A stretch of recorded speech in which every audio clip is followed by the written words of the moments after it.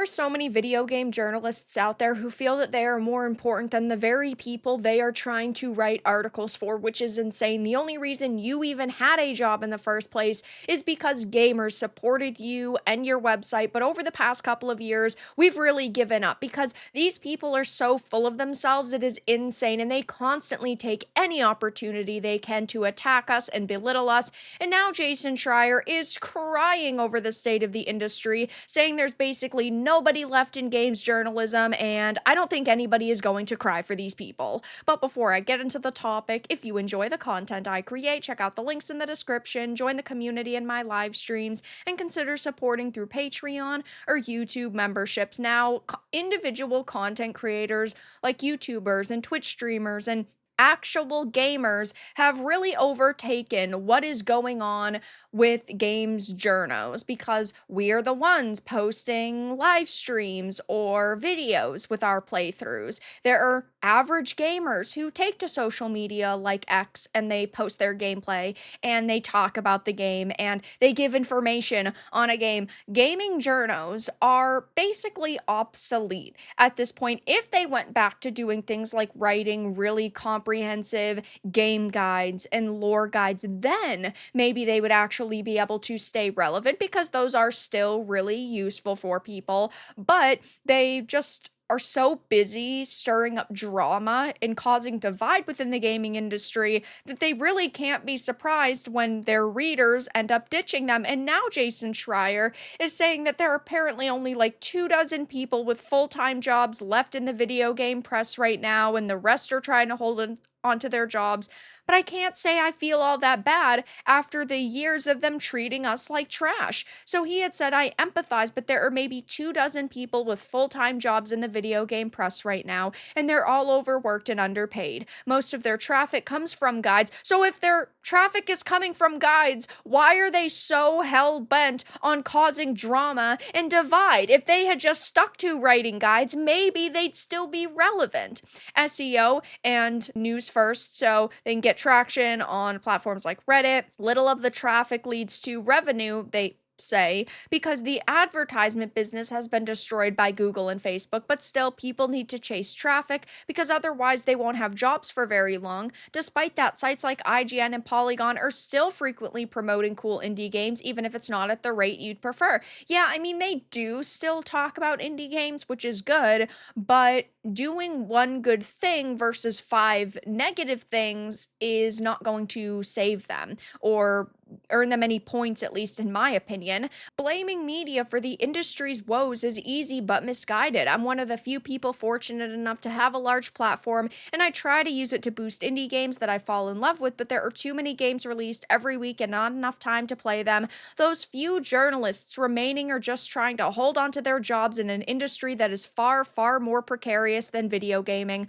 where there are things that are rough right now, but money is still coming in. Recruiters don't even exist in media because there are no jobs to recruit for, and I wouldn't be shocked if we see even more gaming outlets disappear in 2025. Bye-bye, loser. You reap what you sow. If you guys had actually just focused on writing game guides and giving gamers information on games, then maybe you could still be slightly relevant, but gamers have no respect for you because for years you have had no respect for us. I'm just going to show a couple of articles that I thought of off the top of my head. Here's one from The Gamer, September 8th, 2024. I'm worried the robot in Astrobot isn't attractive enough for me to enjoy. And this is on The Gamer by Mike Drucker, and it's clearly supposed to be a satire or a meme, but really what he is doing is he is attacking gamers under the guise of comedy because he talks about how, with a game like Stellar Blade, people were upset that more characters do not look like Eve because she is an absolutely gorgeous, sexy, feminine woman,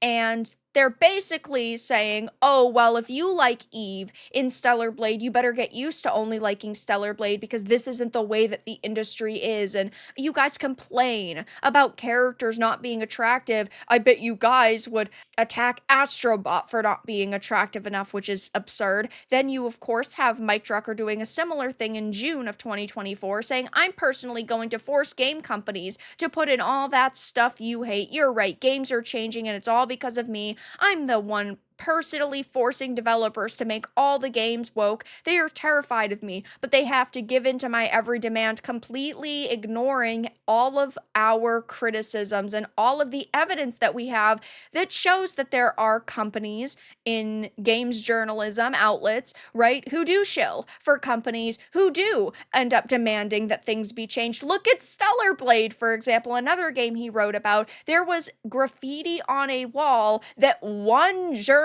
took to be offensive because it said hard R. They were clearly just two graffitis that were happen chance put next to each other. It's not like the developers wanted to offend anyone or put out like a political statement or anything, but one journo started complaining about it, and then multiple journos complained about it, and then Sony ended up having Shift Up censor the game. Gaming journos do have power within this industry, and narrative consultation companies like Sweet Baby Inc. do as well. Let's talk about them for a minute. Alyssa Mercante's infamous Sweet Baby Inc. doesn't do what you think it does article that people have roasted for over a year now because she basically tried to run defense for Sweet Baby Inc., saying, oh, they're just a small company, they don't have a lot of pull in the industry, you guys are being ridiculous, which is a ridiculous statement to make, seeing as Sweet Baby Inc. works with some of the biggest companies in the video game industry. Look at what's happening right now with like South of Midnight and Xbox Game Studios. They've worked with Xbox, they've worked with PlayStation, they've worked with EA. I mean, the list goes on and on. Oh, also Square Enix, that's another one of their major names. We're not talking about a small company. Sure, maybe in terms of employee numbers, they didn't have a lot at this point in time, but they still had a hell of a lot of influence. Then we have IGN attacking Black Myth Wukong, saying how Black Myth Wukong developers' history of sexism is complicating its journey to the West. They made a bunch of insane claims saying that they talked to anonymous sources. They didn't end up ever releasing these alleged interviews they had, and the only public evidence they gave us were posts that were made on a Chinese social media platform, but they were completely mistranslated. Did IGN ever issue an apology? Did they ever actually remove that from this article? No, they didn't, because they just want to bury games that do not push the political agendas they want and do not push things like identity politics, and they also in turn want to attack gamers who are supporting these titles. I'm sure a lot of you remember what happened with Hogwarts Legacy. Ooh, the media was furious. J.K. Rowling's name is on this. This is a J.K. Rowling property. It's going to make her money. You guys need to boycott it. Insane take. I'm not ever going to tell anybody to boycott something because you as an adult can decide what you want, but that's what these activists do. They will constantly try to say you are a terrible person if you support a game like Black Myth Wukong because the developers are allegedly sexist. You are a terrible person if you buy Hogwarts Legacy because J.K. Rowling is apparently the worst person on the face of this earth, which is insane. But they've put out hit pieces like this for years at this point, not only attacking certain games and certain properties, but also the people that monetarily support them. They always say, oh, you're complaining about sexy characters in games. It's not that serious. It's just a video game, until it comes time to actually have that mentality themselves and look at a game like Hogwarts Legacy and say,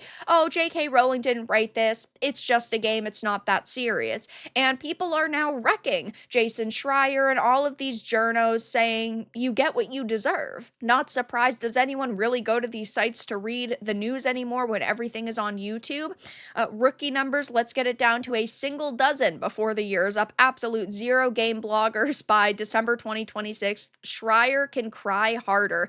They dug their own graves. They could have stayed away from the agenda-driven content and just reviewed games and provide actual game reviews. Instead, they chose to stick together to form a coalition of agenda data-driven media good. They played a huge part in ruining the industry. They deserve what's coming to them. And this is why Gamergate 1 had started, because of ethics in video game journalism and people being sick and tired of their BS. And while that isn't the main point of GG2, it is definitely one element of it. And I can't say I feel all that bad for Jason Schreier or Alyssa Mercante or anybody else who is being laid off or was a game journo, still wants to be a game journo, because at the end of the day, this is just what is going to happen when you push people away. They are no longer going to show up to read your articles and support you. So we'll have to see come the end of 2025 how many more people have been laid off, how many other outlets have gone under. But for now, that's all that I really had to discuss in this video. Let everyone know your thoughts in the comments below. If you enjoyed this, give it a like, and if you didn't, give it a dislike. I appreciate your support either way, but I'll talk to you all again in the next video really soon.